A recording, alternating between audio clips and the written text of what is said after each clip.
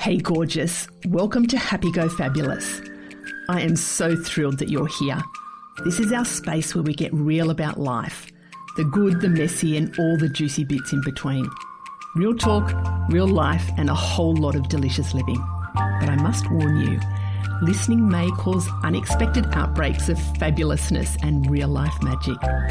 Hi, I'm Catherine and I am so incredibly passionate about helping inspired, motivated, impact-driven, freedom-seeking people just like you to do the deep inner work to create those beautiful outer wonders in life. It's all about revolutionising your relationship with yourself, where you fall madly, deeply in love with who you are and create a life so fabulous you can't wait to jump out of bed every morning to live it. Ready? Because ordinary living is so last season. Life's waiting and it's time to make it fabulous. Let's shimmy on in.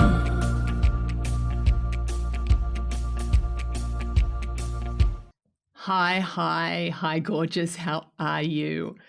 I've got this big knot in my stomach. Actually, I had a big knot in my stomach and it's still kind of there. And what I thought I would do is record this podcast. This is another impromptu podcast that I'm going to work through how to release that knot in my tummy. And I get a lot of feedback. So thank you all for your beautiful feedback and comments about my podcast. I'm loving recording it again. And I just really am so incredibly grateful for the feedback that I get, that there's little pearls of wisdom that just seem to drop and land where they're needed. So, and that's what this podcast is all about. So that makes my heart very, very happy. And I get feedback that people love, on my socials and just in different areas where I'm unpacking things in real life. And I think that's what I don't know. I think I'm good at that. I don't know. Yeah, no, I think I am. And it seems to really resonate with people when they can sort of see even some of my thought processes. And it's not saying that that's always makes sense, but it just felt like it would be a useful thing to kind of unpack, because I know a lot of people experience these emotions and these feelings about things and don't quite know how to process them. So I'm going to I'm just going to share with you what I'm going through at the moment. And if that resonates, that's great. I'd love for you to comment and let me know if this does actually resonate and if it's been able to help you to move through some of your emotions. So a little bit of background. I had this knot in my stomach yesterday. I quite often have knots in my stomach for different reasons. And some of them I can go, yep, I know why I'm feeling that. It will be on the back of something that's happening. And I go, okay, I'm just feeling a bit anxious or a bit nervous or a bit worried or a bit whatever about this thing that's happening. When yesterday and today I was just like, oh, this feels a bit different. And I guess the key is I know myself pretty well. I know I've been doing this work for a lot of years. And I spend a lot of time kind of processing stuff. So I know myself and I can feel within me, it's just like, oh, this feels a little bit different. Or this is a regular knot that I have. This one feels a bit different. And just to give you some context, as I'm recording this, we're in March, so you won't hear this maybe for a couple of weeks. It'll probably be in April that you're hearing this episode. And so March is a busy month for me. It's busy work-wise. I'm heading to Canberra tomorrow. I've got a big corporate gig there that has been taking a lot of my headspace. And it's one where I'm not coaching, but I'm delivering a training program. I'm facilitating a program and it's information just the preparation for it. So making sure that that's all okay. So I've got a certain level. That's one of my regular, it's not even a knot, but my regular just alertness around, okay, I've got this big program that I'm doing. I've got a lot of other programs that I'm running, still in launch mode for Get Your Soul Glow On, When you hear this episode, that this current round would have closed, but I'll be running that program again. That's a beautiful one-on-one coaching program. It's a little mini mind about just getting that spark back in your life. So I'm running that. I am super, super excited that I'm starting to run events from Ananda, from our property. And I've been thinking a lot about that. I've also, there's stuff happening in our personal life that it's busy. So we've got stuff that we're doing and we're coordinating some different projects here at the property. So it's sort of, it's not that anything is out of control, but there's a lot happening. Oh, and it's also coming up to the 1-year anniversary of my niece passing away. So that's certainly impacting as well. So last night I've been doing some work with somebody, and this is I'm engaging somebody to do some work with me, and I don't want to go into the specifics of the details because that doesn't matter. And I also don't want this to be about anyone in particular. It's about me. So I'm doing work with somebody and I'm paying them.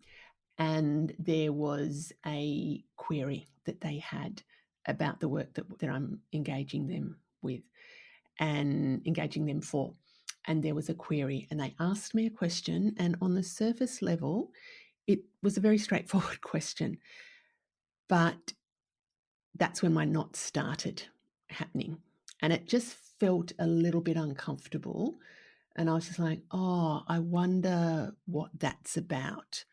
And I didn't have time to respond to the query last night. I actually didn't have time to respond to it, but there was a part of me going, oh, a worry. There was a worry. There was this feeling of, oh, I wonder what that's about. And then this morning, when I read through there was another message from them this morning, and they said, oh, can we just catch up and talk about this thing? And I'm like, oh. And that's where the knot was. And I'm going, okay, what's the knot about? What is that knot? Why am I feeling like this? And it's not just a twinge, like it's not a twinge.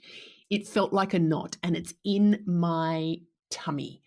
It's in my, if I was to, you can't see the here, but if I am pointing to my body where it is, it's sort of in the sacral, and it's also in the solar plexus. So when we're talking about chakras, sacral is about our creativity, our sensuality, our sexuality, what kind of lights us up, and our solar plexus is about our identity.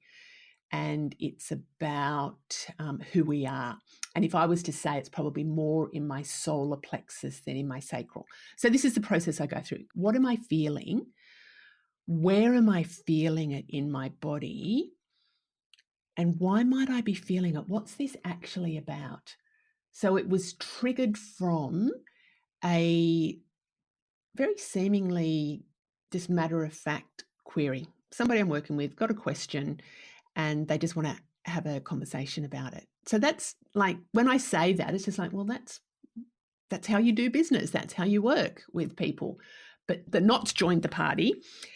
And so I'm going to take you through this little process. So it's just like, well, what is the feeling? Why might I be feeling that? And what's that knot? Where is it located? And that just gives me some different, if it was in my heart chakra, it might be more about my emotions, my feelings, my, the giving, receiving, love, compassion, forgiveness. But because it's in the solar plexus, it's like, oh, okay, so there's some stuff maybe around my identity and how I see myself. So then it's just like, well, what's this actually telling me? So I sat with, and so I've kind of been through this little process just before I was jumping online now. And I sat with that going, what is this not telling me? It's like I'm sick. And if you can see here, they're my scratchings on a sheet of paper. So I'm following my own process that I use.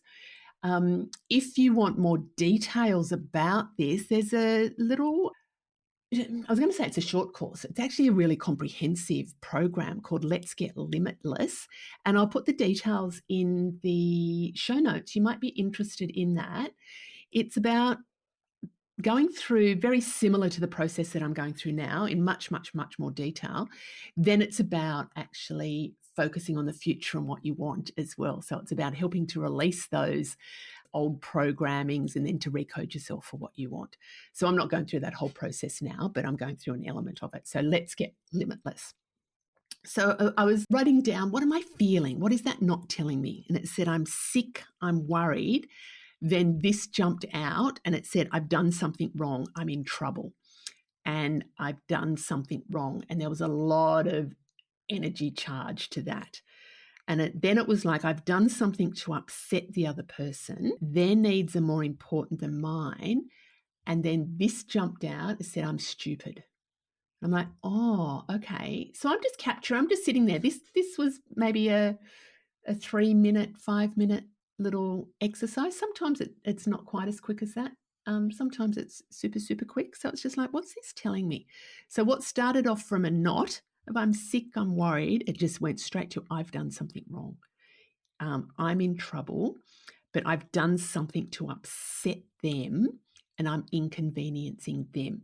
I haven't even had a conversation with this person about what it's about. So this is all what's going on in my mind. And then it jumped out going, I'm stupid. Anyone relate? You might have your own versions of whatever that your not is. So it's about then uncovering the emotional triggers. So those triggers, the ones that were highly charged for me was, I've done something wrong. I'm in trouble. I've done something to upset them and I'm inconveniencing them. And then the other one was like, I'm stupid. That was less charged than I've done something wrong and I've inconvenienced them. So it's almost like it's my fault. And so what I do is I write down all the things that I'm feeling or the beliefs that I have, and then the ones that are more triggered, I sort of work with those. The ones that's sick and worried, I'll leave those there, but I've done something wrong, I'm in trouble, I'm inconveniencing them, and their needs are more important than mine. So they're the ones that I'm going to work with out of that sort of process. You could stick with this longer. A question I often find that's really useful is to go, and what else? Like because sometimes we just get the surface level stuff, but then if we go, what else? And then if we allow ourselves time to really explore that, that's where we can get to the root of some of the things. But because those were pretty emotionally charged for me, and it was almost like, yeah, that's what I need to work with.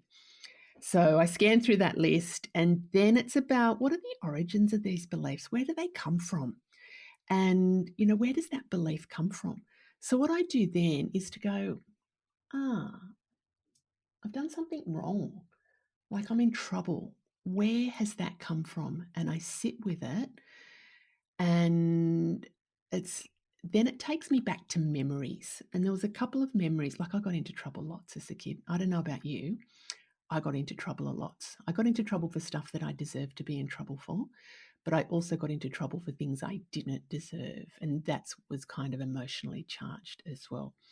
But some of the memories that kind of came flooding, like came back in really quickly, was the kid next door and we were, oh gosh, I don't even know how we were. We were probably 8 or 10. He was a bit younger than me. But we set fire to we're practicing lighting matches in a paddock. And guess what happened? Yeah, of course, caught fire. And then I think the fire, we tried to stomp it out. And I think the fire brigade might have come. But I also remember having chewing gum in my pocket, and I gave Chewy, I don't know if my brothers, I don't even know if they listen, but if they listen to this, that I gave them my chewing gum so they wouldn't dob on me for setting the paddock on fire. And then I can't remember. So that was one of the memories. This same kid, that he and I rode out to the local abattoirs. Like we lived in a country town, and it was, I don't know. Again, we would have only been 8 or 10 or something. So country town, rode our bikes. And we rode out to the abattoirs. Would you believe it was kilometres away? Well, from our place, it would have been 5 kilometres, I think. So it's a fair bike ride. And we went to look at the offal pits in the abattoirs, this is weird how this memory came back. But I got really bad asthma. And as a kid, I had really bad, this is interesting. As a kid, I had really bad asthma and I was in and out of hospital. I had, pneumonia and bronchitis. And I felt like I inconvenienced people. So can you see there's a link there just as I'm talking it through? But I got into trouble as well for being at the abattoirs with the kid next door. And I don't even know what happened because this is way before mobile phones. I don't think I could ride my bike back. So I think I got into trouble about not letting people know where we were, but then having an asthma attack and then making people worried. So it was about, I've inconvenienced them. I'm in trouble, but I've also inconvenienced them. And I also remember lots of other times that I got into trouble for stuff, but it's interesting that those two have popped up and they seem to be ones where I've inconvenienced other people. And what I do when I'm processing this, sort of saying, where does that belief come from? Sometimes I will get a feeling, an insight, a channeled guidance that it's actually from a previous lifetime. And it might be that I've brought that feeling, that emotion. I know that this very much around grief is not just a this lifetime thing, but when I went back and this stuff about being, I've done something wrong and I've inconvenienced people, it felt like it was a this lifetime thing. So I've kind of created that belief from this lifetime.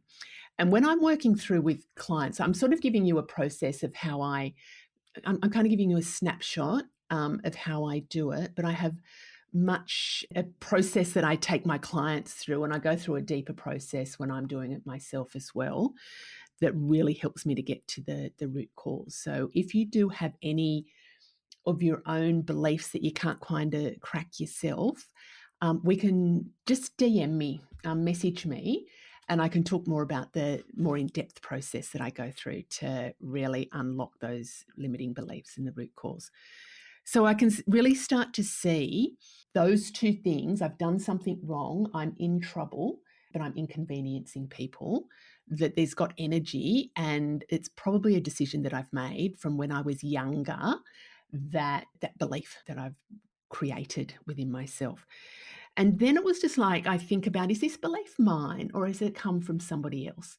Have I actually made that decision that I've done something wrong, I'm in trouble and I've inconvenienced people? Is that the meaning that I've put on it?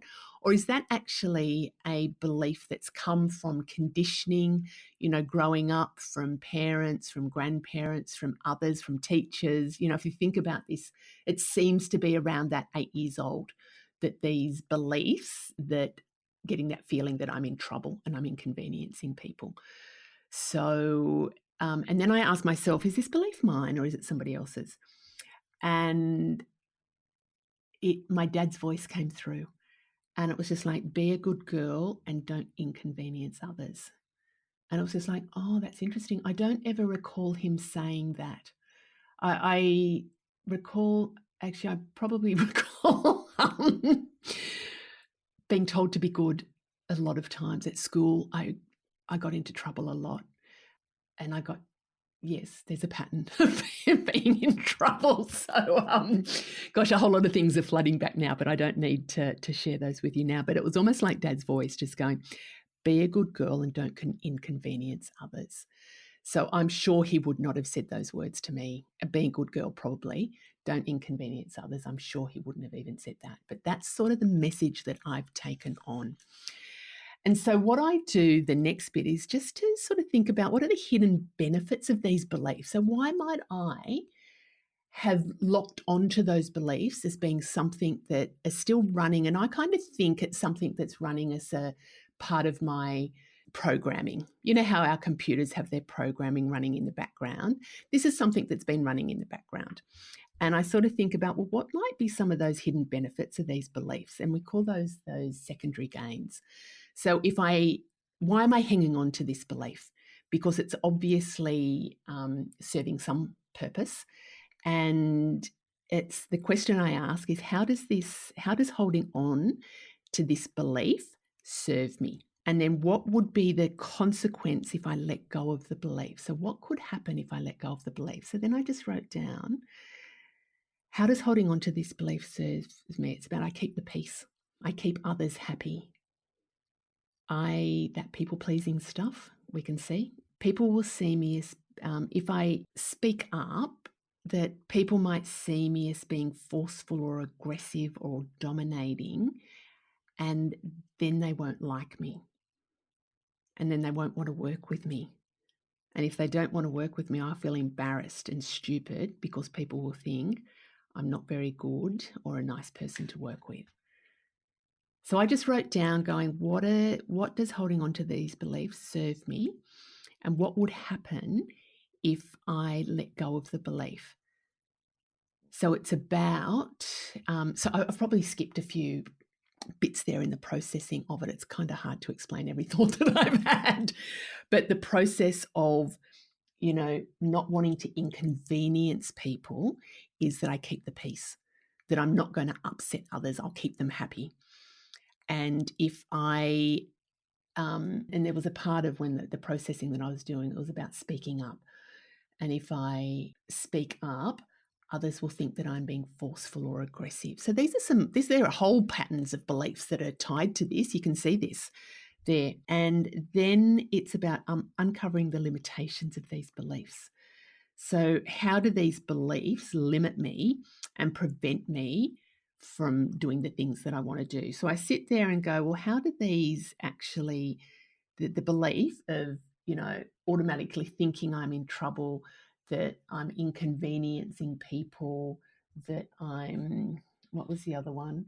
I've done something to upset them. Their needs are more important than mine. So that's coming up. That one had a trigger in it as well, that their needs are more important than mine.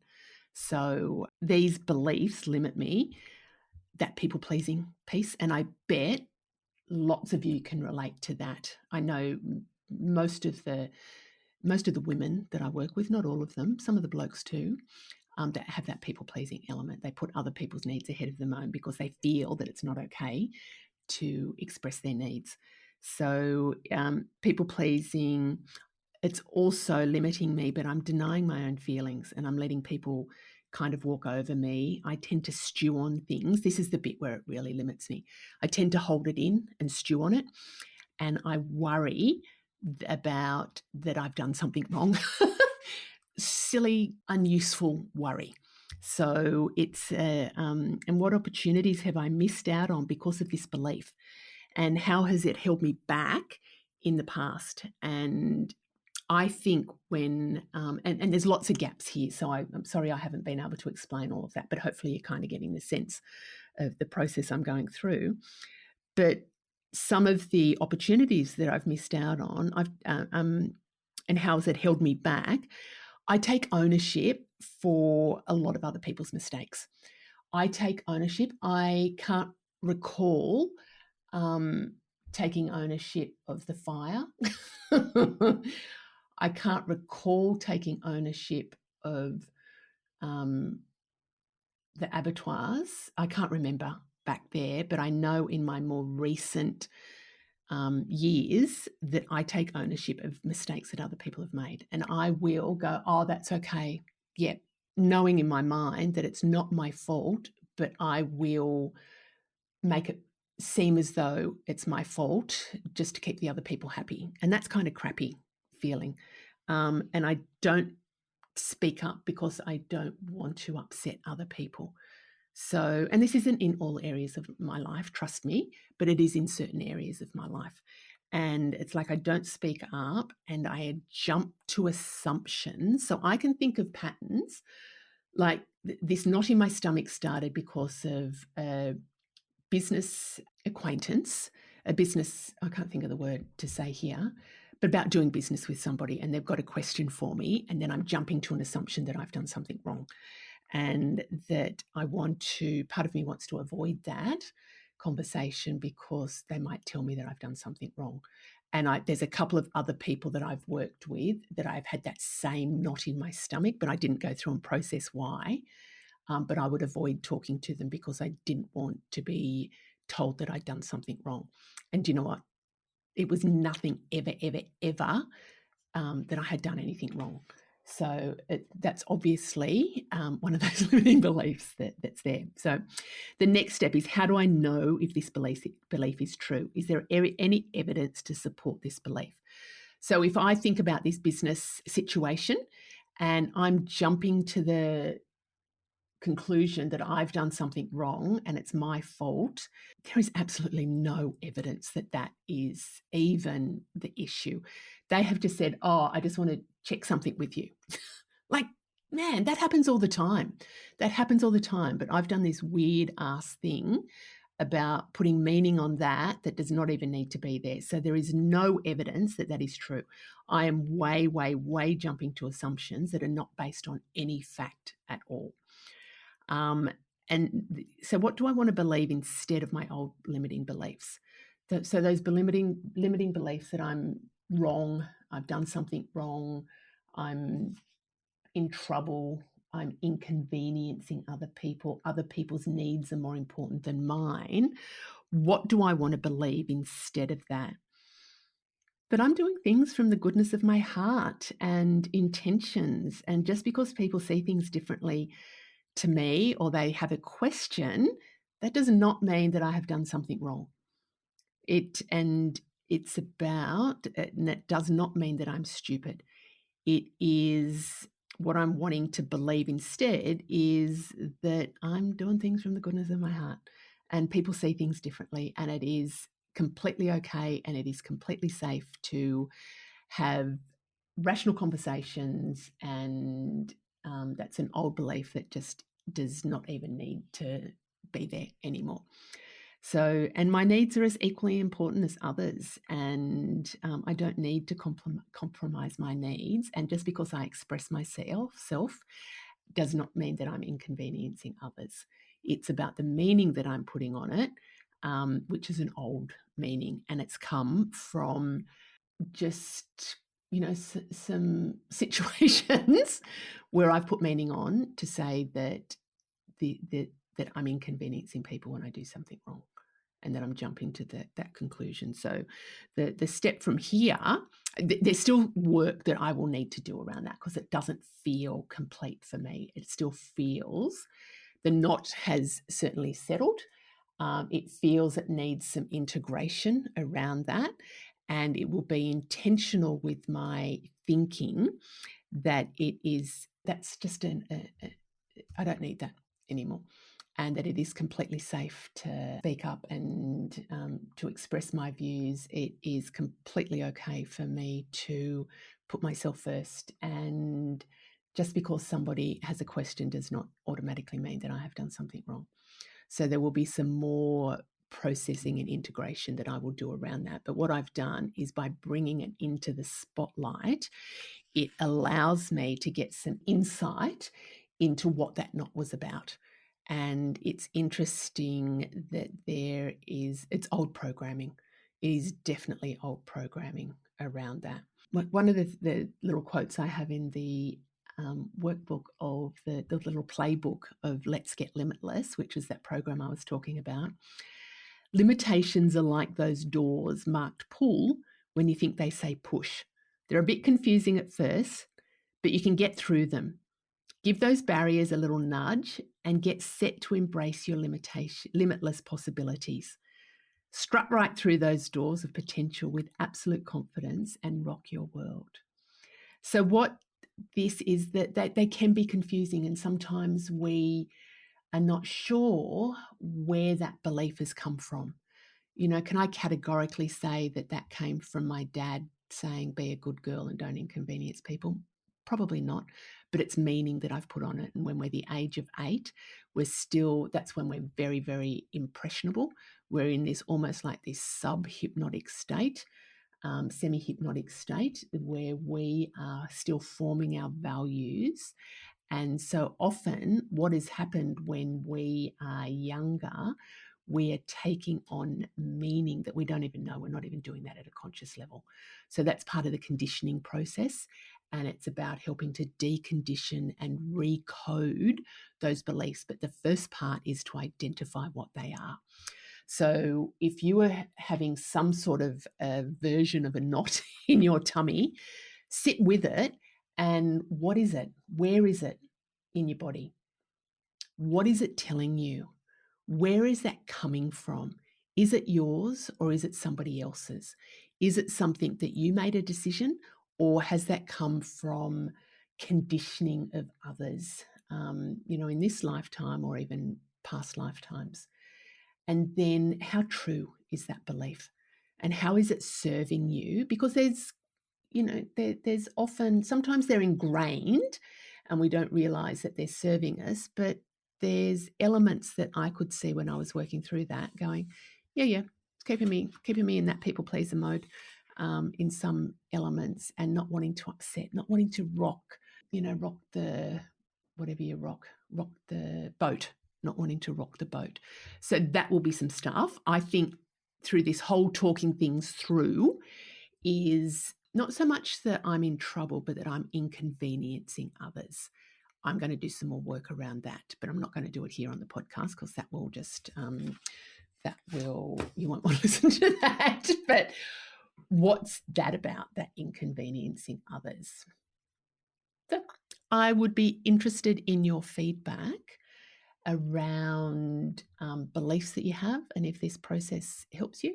If you want to work through that in more detail, the Let's Get Limitless program, it's self-paced, and there are sort of bite-sized modules around helping you to work through your limiting beliefs and limiting emotions and old programming. And there's also steps about taking it to the next step. What do you want instead, and how can you go about creating that future for yourself? So it's a beautiful program. It's an absolutely beautiful program. It's self-paced.